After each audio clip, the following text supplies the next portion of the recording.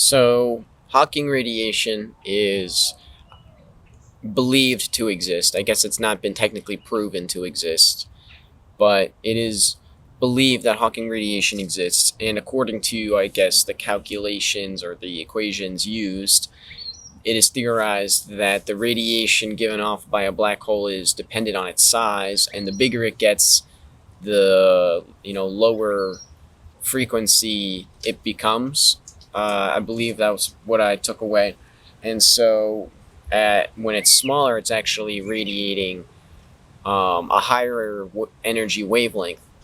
Um, and so, this is my just, I guess, theory of why that would be, and try to tie it into some of my stuff. So, I have smaller black holes need to spend more energy to collect energy than larger ones because they have less surface area and a weaker gravitational pull. This is why their Hawking radiation is higher at smaller sizes. Like plants, it goes for quality over quantity when it has limited exposure, but switches to quantity over quality when its exposure increases, as in gets bigger in size. Um, the way Hawking radiation works, consuming virtual particles and making them real. Basically, the theory of Hawking radiation is, from my understanding, I guess I should specify, is that a black hole. That bird just got scared by me. um, uh,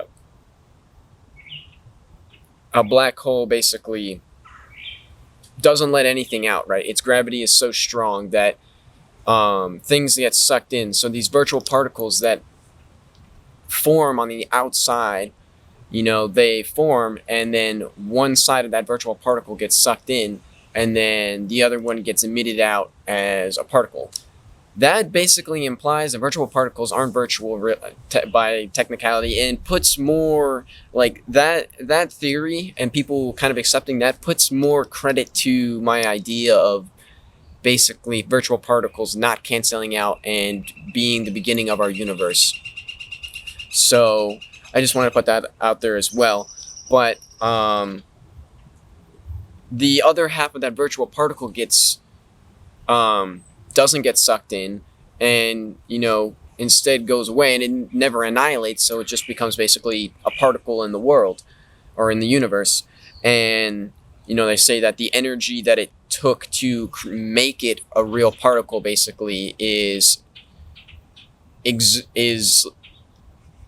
comes from the black hole itself. And so over time, doing this process, crazy long time, the black hole eventually will lose energy, right? After it's no longer consuming anything else. But what I'm saying is that when a black hole is small, it has to exerts a higher energy photon, because this is all based off of, like, I'm basing my theory off of theory, so it may not even necessarily be that this is the case. But if the math checks out, which I do like the idea, and it does make sense in my in everything that I'm talking about. So basically, in order to sustain itself at a smaller size, it needs to attract higher energy photons in, and so it's sending higher energy photons out. And so this needs to be done to keep balance. I did a talk about how plants, they don't really absorb green. That's why they reflect green, because they need to keep this balanced state. And so they tend to absorb blue at some times, and like a balance of blue and red wavelengths of light. is the common thing for most plants. And the theory is that, you know, it's to regulate like its energy expenditure. And I think that black holes kind of function on a similar system where, when there's less when there's less light available, they use the higher energy light and go for quality over quantity. And then when they have quantity, right, when the black hole gets bigger, now at a larger size, it's taking in more energy just because of, being a larger surface area. Then it goes for a quality over quantity over quality, and goes to red wavelengths. So as it gets bigger, it no longer needs to expend as much energy to get energy in because its surface area is larger. So to keep that kind of balanced regulation, that's why the Hawking radiation changes wavelengths. And do I have anything else to say with that?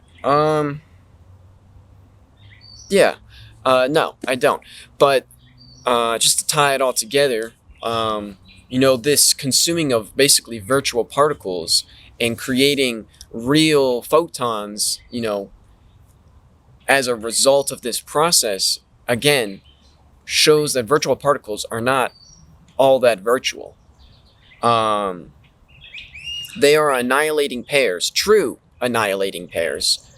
But if you unbalance that, opposite pair, when they collide again, if they can collide again, if you take the other one out of the equation, then, basically you just made one side zero, so nothing happens to the other particle. But if you unbalance that equation, instead of one being +1 and -1, it goes to like -0.5 and +1 or something along those lines.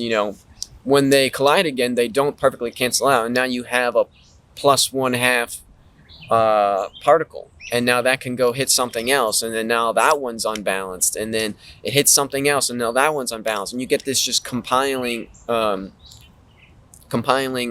effect where these virtual particles aren't actually all that virtual. And if this Hawking radiation is a true thing, which again I think it makes a lot of sense, then it's kind of more proof to that point that you can unbalance the equation, and then all of a sudden, it's not a virtual particle anymore. It's just a real particle. And, potentially, these black holes emitting out this energy is continuing to create more virtual particles, because these virtual particles that are being prevented from canceling are now preventing other virtual particles from canceling when they interact, because they're like, these virtual particles are happening everywhere all the time. So all you need is for one to interact with one of these random particles, and all of a sudden, boom, you have real energy. And which is again where I think basically I think that Hawking radiation is easy for us to see because of the scale of black holes. But I think that all mass on some level is basically a black hole, where it's using virtual particles and vacuum energy to create more energy, because energy is not conserved in our universe. And I think that's an important thing to also think about. Energy is not actually conserved in our universe. So why is there still so much energy? I feel like with the time scale that we're on, it probably should have run out by now. And, maybe I'm wrong for thinking that, but I don't think. I think the rate that at which energy is lost is so low because it's being replenished. Um, and I've kind of talked about this, but I think on some level all mass is alive and is functioning kind of like how plants are, right? They're trying to take energy in to sustain themselves, and it's a balancing equation. And if black holes do it, right? A black hole is basically just an extremely large amount of mass. Then why wouldn't it still be doing that just on a smaller level? It's gotten to a point we can actually observe it and like figure that out. I don't know. That's what I'm thinking. So yeah, peace out.